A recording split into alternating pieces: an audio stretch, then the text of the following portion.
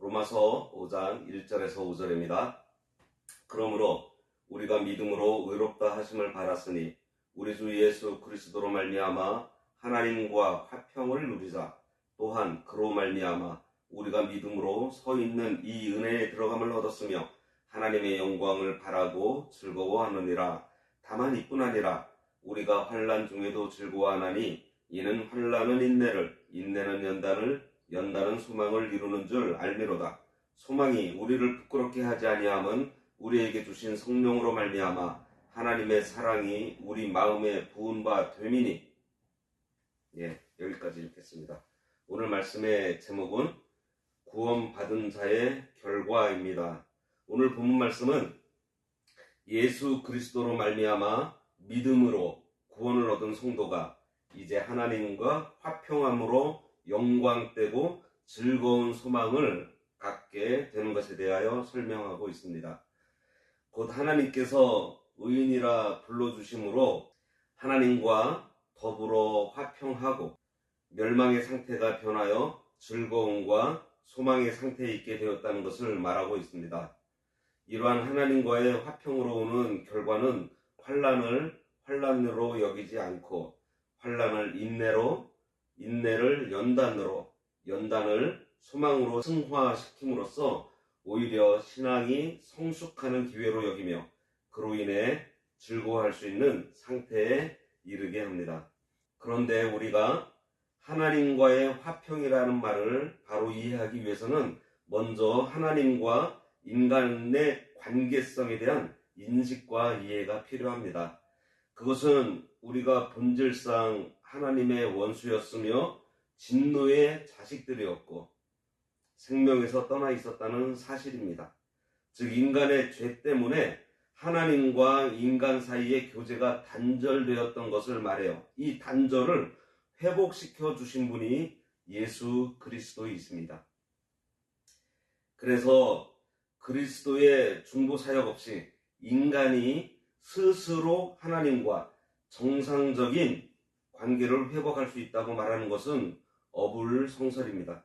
그리스도께서 희생 제물이 되어 우리를 죄에서 건져내어 의롭게 하시고 화목 제물이 되어 주셔서 하나님과 화목하게 하여 하나님과 교제할 수 있게 하셨는데 우리에게는 희생 제물이나 화목 제물이 될 어떠한 자격이 없어요.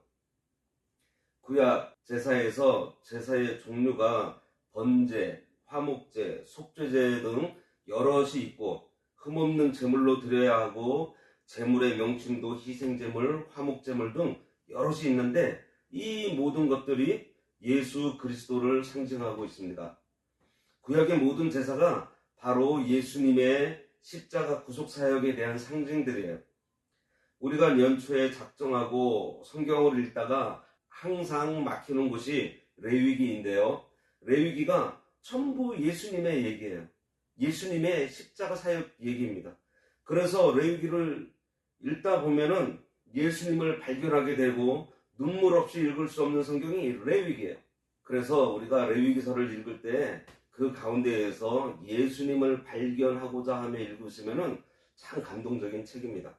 그건 그렇고 이렇게 예수 그리스도로 말미암아 의인이 된 성도는 믿음 안에서 하나님과 더불어 화평을 누리게 되고 하나님께서 주시는 영광을 바라보며 즐거워하게 되며 환난을 통해서 오히려 하나님의 형상을 이루어 산 소망을 갖게 된다는 것입니다. 구원받은 사람의 결과 첫 번째는 참 화평을 얻는다 그랬습니다. 1절에 그러므로 우리가 믿음으로 의롭다 하심을 받았으니 우리 주 예수 그리스도로 말미암아 하나님과 화평을 누리자. 이 말씀은 어떻게 보면 로마서 3장 21절부터 4장까지 이신득의 교리, 즉 모든 사람이 죄인이므로 스스로 힘으로는 의롭게 될 수 없지만 오직 예수 그리스도를 믿음으로써 의롭게 된다는 사실을 다시 한번 강조하면서 결론 짓고 있는 구절입니다. 뿐만 아니라 여기서 그러므로라는 접속사는 이러한 믿음을 통한 칭의가 곧 뒤에서 말하려 하는 것, 성도들이 하나님의 은혜를 누리게 되는 축복의 배경이 된다는 것을 가리켜요. 이제 바울은 이신득의의 원리에서 한 걸음 더 나아가 이신득의의 결과로서 성도들에게 임하는 축복에 대해서 이야기하려고 하는 것입니다. 우리가 믿음으로 의롭다 하심을 받았다고 했어요. 구원받아 영원한 생명을 얻게 되었으니 이제 그 영생의 결과로 하나님께서 베푸시는 평화를 누리게 되었다는 것입니다. 이 화평은 불신자에게는 없는 중생한 성도에게만 있는 참된 화평이에요. 우리가 죄인으로 하나님과 원수로 있던 때에는 참된 화평이 없었으나 구원을 받아 의인이 된 후부터는 참된 화평을 누리게 되었습니다. 이제 예수 그리스도를 믿음으로 죄 사함을 받고 의롭다함을 얻어 하나님의 자녀가 되었고 하나님의 사랑의 대상이 되었고 하나님의 보호의 대상이 되었으므로 하나님과의 간섭의 대상, 교제의 대상이 되어 하나님과 더불어 화평을 누리게 된 것입니다. 이는 성도가 믿음으로 중생하여 하나님의 생명 가운데 거하게 되었고 그리스도와 연합되어 그리스도의 생명으로 살게 되었고 성령이 내주하시게 되었으니 하나님과 화평하며 교제할 수 있게 된 것입니다. 우리 주 예수 그리스도로 말미암아 그랬습니다. 이것은 그리스도의 중보 사역을 의미해요.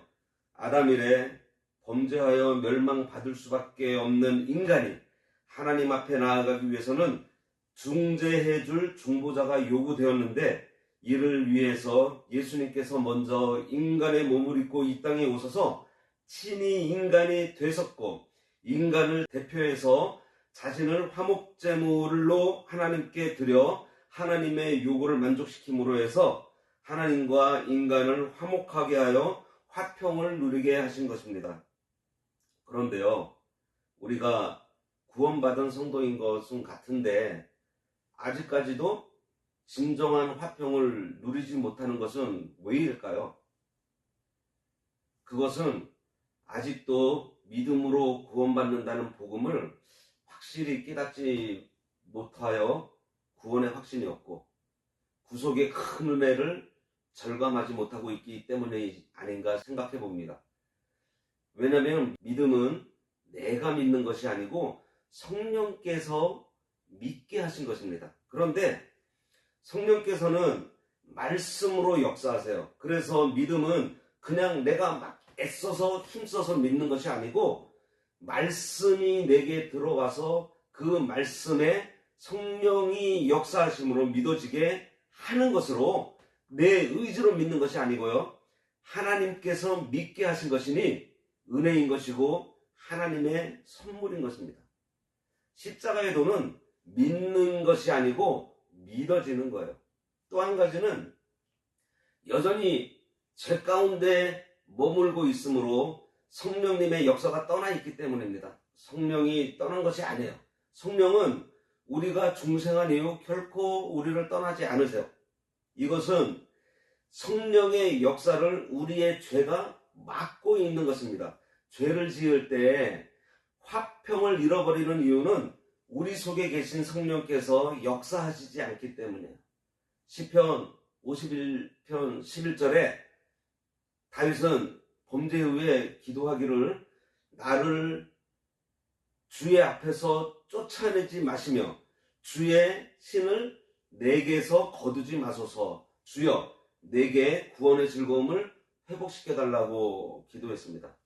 그리고 하나님의 말씀에 우리가 불순종하고 있거나 세상에 빠져서 세상 것을 즐기며 살고 있거나 아니면은 은혜로 주시는 구원의 도리를 확실하게 깨닫지 못해서 율법주의적 사고에 잡혀 있거나 그래서 늘 죄책감에 사로잡혀 살고 있는 것, 그리고 구원받은 성도에게 주시는 하나님의 약속들을 손에 잡은 듯이 잡지 못하고 있거나 약속의 말씀을 의지하는 믿음이 아닌 감정을 의지하려 하기 때문이 아닌가 생각해 봅니다.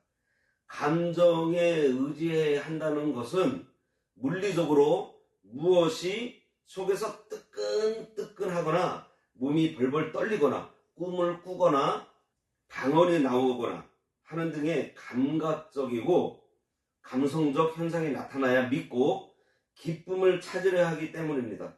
이런 신앙은 신비주의에 빠지기 쉽고요. 감정의 영향을 받기 때문에 감정적인 기쁨을 추구하게 돼요.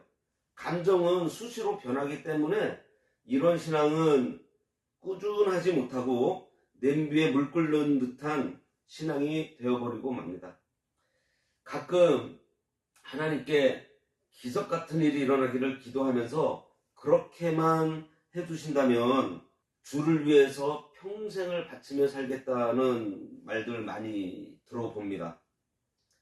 그래서 그런 현상이 나에게 일어났다면 신앙을 잘 지킬 수 있을까요?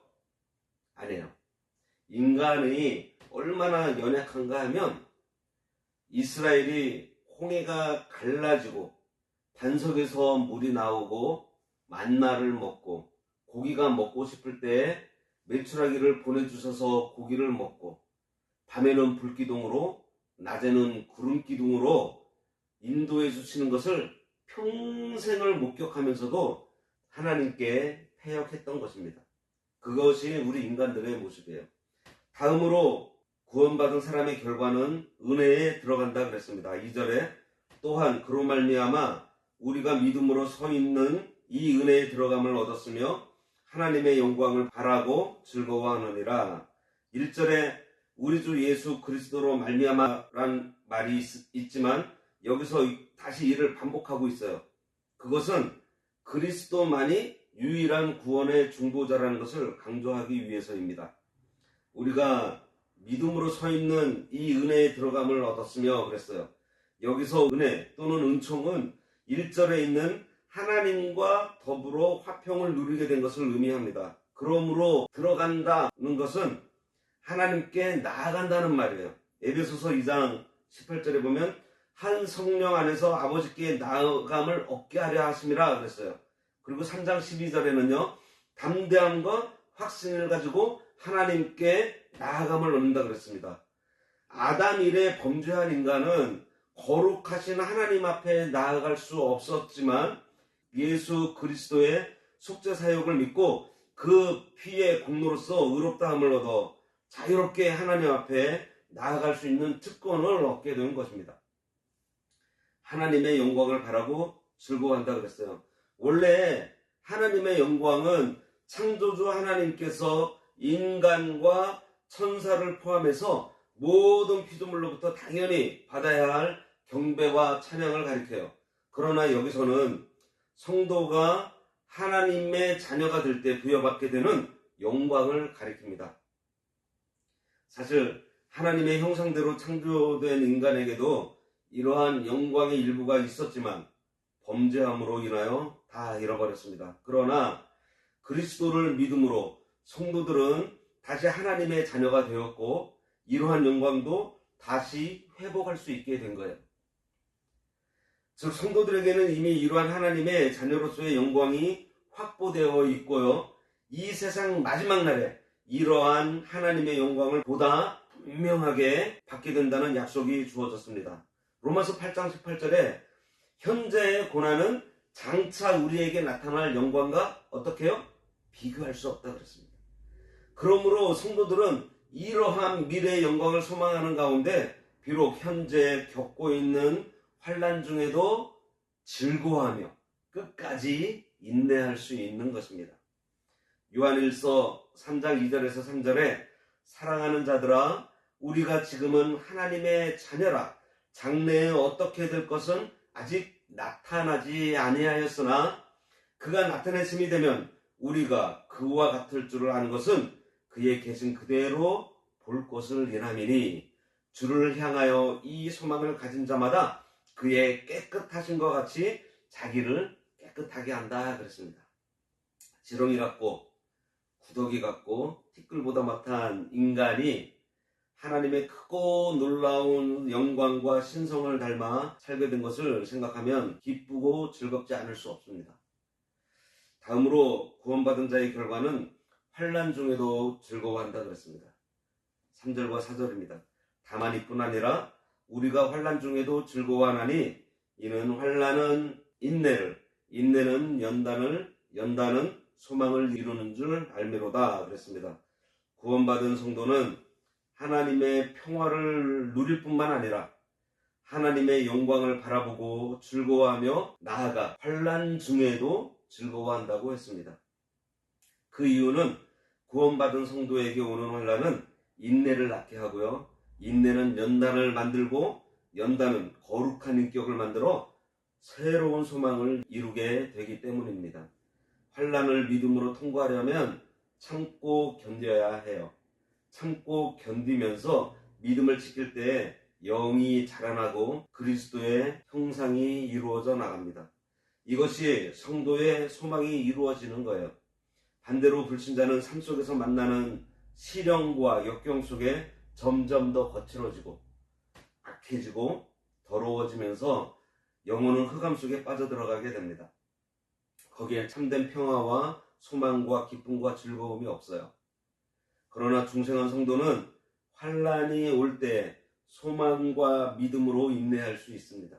믿음 없는 불신자라면 도저히 참을 수 없는 것도 믿음으로 참아낼 수 있고요. 참아도 억지로 참는 것이 아니라 믿음으로 영적인 손해를 보지 않으면서 참을 수 있게 됩니다.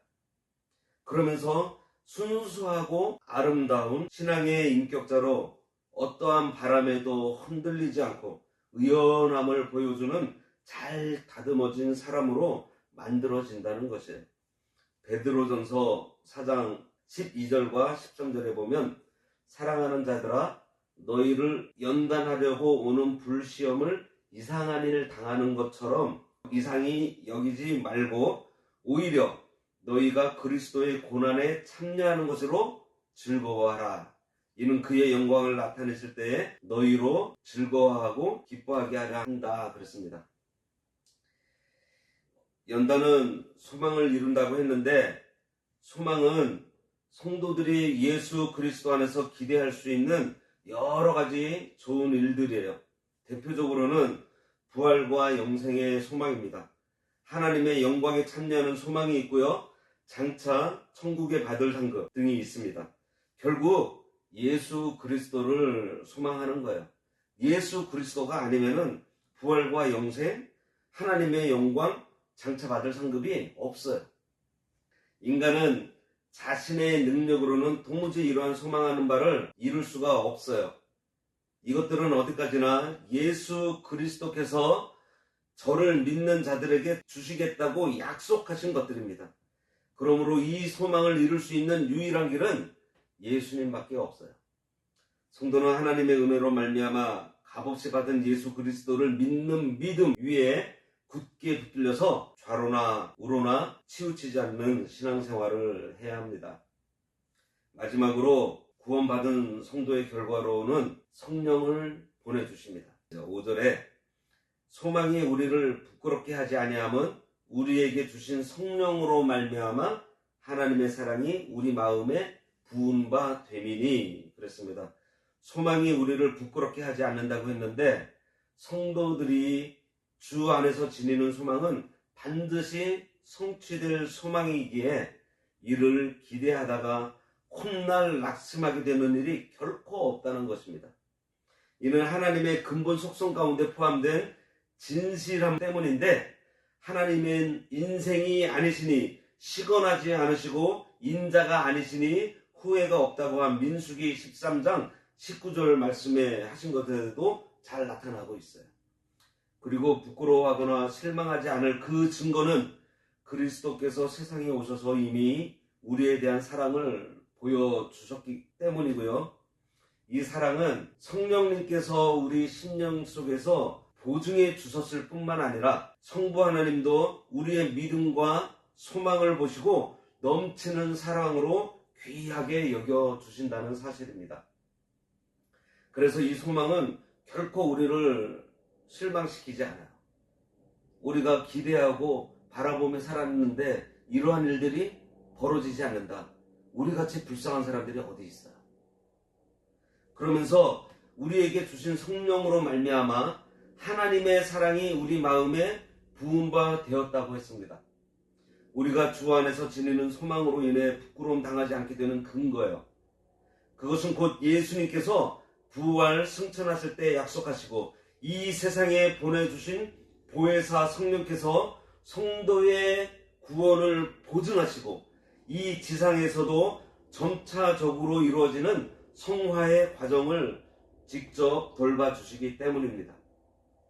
이처럼 성령 강림 이후 교회는 성령의 인치심과 내재하심을 경험한 성도들이 모이는 곳이 되었어요. 그러므로 성도는 항상 이러한 성령의 인도하심에 따라 성령 충만한 삶을 살아야 하는데 그 결과가 다음과 같은 성령의 9가지 열매로 나타나게 돼요. 사랑과 희락과 화평과 오래 참음과 자비와 양성과 충성과 온유, 절제입니다. 한편으로 바울은 또 한 가지 성령님의 사역에 관하여 이야기하고 있는데요. 그 성령께서 우리에게 하나님의 풍성한 사랑이 현재와 더불어 미래에도 계속될 것을 깨닫게 해주신다는 것입니다. 그래서 하나님의 사랑을 입은 성도들은 결단코 주 안에서 지내는 소망으로 인해 낙심하지 않게 될 것을 강조하고 있어요. 하나님의 사랑이 우리 마음에 부은 바 되었다고 했습니다. 여기서 마음은 인격을 말해요. 그리고 하나님의 사랑은 무조건적으로 주신 구원의 은혜를 뜻합니다. 하나님께서는 마른 땅에 물 붓듯이 영적으로 죽어있던 우리의 심령에 풍성하고도 놀라운 구원의 은혜를 베풀어 주신 것입니다. 그리하여 마치 에스겔 골짜기에 마른 뼈들이 소생한 것처럼 영원한 사망에 처할 수 없던 우리들을 영원한 생명의 길로 옮겨주신 것입니다. 바울은 이 같은 하나님의 사랑이 구체적으로 어떻게 나타나는지를 6절부터 언급하고 있습니다. 그 부분은 다음 주에 살펴보도록 하겠습니다. 기도하겠습니다. 하나님 아버지, 그리스도의 십자가 부활의 공로로 구원해 주심으로 하나님과 화평하게 해주시고 하나님의 영광에 참여하여 즐거움으로 살게 해주시니 감사합니다. 이 모든 것이 우리의 공로가 아닌 예수 그리스도로 말미암았다고 했습니다. 그로 인하여 참 소망으로 환난 중에도 즐거워하며 인내로 승리하게 하시니 감사합니다. 이러한 신앙생활을 하도록 성령을 우리에게 보내주시고 하나님의 사랑을 우리 마음에 부어주셔서 딱딱하게 굳었던 우리의 마음을 부드럽게 해주시고 에스겔 골짜기에 마른 뼈들이 소생한 것처럼 참 생명을 쏟아부어 주셔서 영생의 길을 가게 된 저희들, 하나님께서 구원해 주신 그 목적대로 온전히 쓰임받을 수 있도록 인도하여 주시길 간절히 바라옵고 원하오며 예수님의 이름으로 기도드리옵나이다. 아멘.